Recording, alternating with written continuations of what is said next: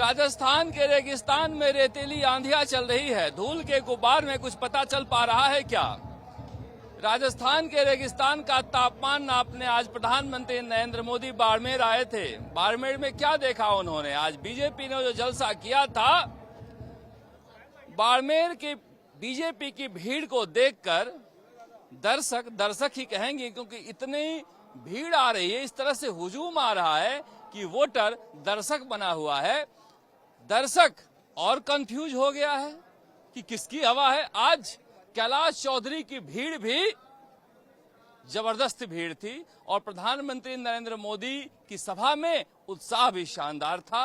तो फिर आप कंफ्यूज हो गए ना, किसका पलड़ा भारी है?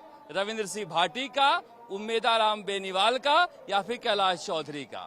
ऐसा लग रहा है कि बाड़मेर की जो सियासत है वो चुनाव से पहले सर गिनने की सियासत हो गई है कि किसकी सभा में कितने सर आते हैं। इस बीच रविंद्र सिंह भाटी दिल्ली एयरपोर्ट पर 70-80 गाड़ियों का काफिला लेते हुए कल नोएडा के समाचार चैनलों के दफ्तर में जब घूम रहे थे तो दिल्ली के लोग कह रहे थे ये कौन आया है, कहां से आया है। और दिल्ली से निकल के प्रधानमंत्री नरेंद्र मोदी बाड़मेर आए थे। बाड़मेर में प्रधानमंत्री नरेंद्र मोदी के मंच पर मानवेंद्र सिंह की घर वापसी हुई।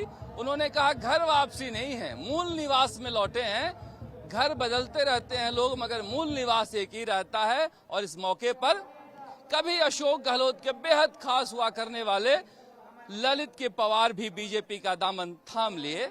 वरिष्ठ आईएएस अधिकारी, कई और लोगों ने दामन थामा है।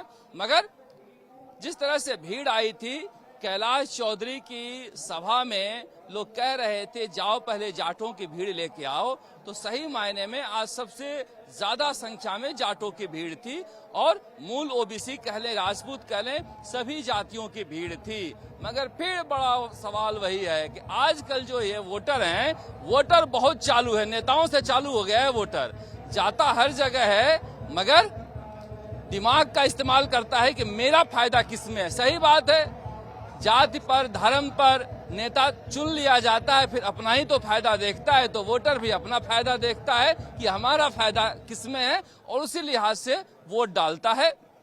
इसीलिए कहा जा रहा है कि अब 13 अप्रैल को यानी कि कल रविंद्र सिंह भाटी आ रहे हैं बाड़मेर जैसलमेर के दौरे पर, और तब समझ में आएगा कि क्या प्रधानमंत्री नरेंद्र मोदी उनकी जो भीड़ थी उसमें सेंध लगाए हैं या फिर उम्मेदाराम बेनीवाल की जो भीड़ थी उसमें सेंध लगाए हैं। वैसे उम्मेदाराम बेनीवाल के लोग मानते हैं कि कैलाश चौधरी मजबूत होंगे तो हमारी स्थिति मजबूत हो सकती है, मगर बीजेपी के लोग ऐसा नहीं मानते हैं। बीजेपी के लोगों का कहना है कि 2014 में भी ऐसी स्थिति हुई थी जब राजपूत समाज निर्दलीय जसवंत सिंह के साथ खड़ा था, मगर लोगों ने या फिर बीजेपी के वोटरों ने सोनाराम चौधरी का साथ दिया और कांग्रेस के हरीश चौधरी का साथ छोड़ दिया।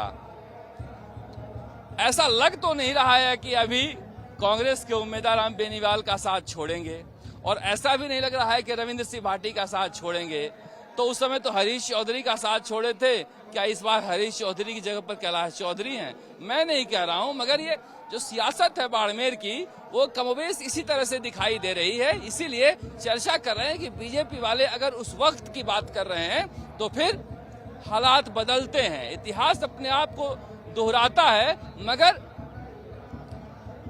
चरित्र वही रहे, परिस्थितियां वही रहे, घटनाक्रम वही रहे, ये जरूरी नहीं होता है। इसलिए मुझे लग रहा है कि प्रधानमंत्री नरेंद्र मोदी की सभा के बाद बीजेपी के कार्यकर्ता हर्षोल्लास में हैं और पूरी ताकत लगा के अब लगातार जब तक चुनाव होंगे तब तक बीजेपी के बड़े बड़े नेता वहां कैंप करते रहेंगे। मगर कहीं ऐसा तो नहीं कि संसाधन का, शक्ति का, ऊर्जा का दुरुपयोग हो जाए, जहां जीत सकते थे वहां के बजाय कैलाश चौधरी पर लग रहा हो। मगर बीजेपी कह रही है कि हम हारी हुई बाजी को पलटना जानते हैं, हमारे पास मोदी है। अब मोदी का करिश्मा कितना चल रहा है, कितना नहीं चल रहा है, मुझे लग रहा है इसका बड़ा लिटमस टेस्ट जो है राजस्थान में भी होने वाला है, क्योंकि यहाँ पर राष्ट्रवाद और धर्म से ज्यादा जाति का भी जोर है।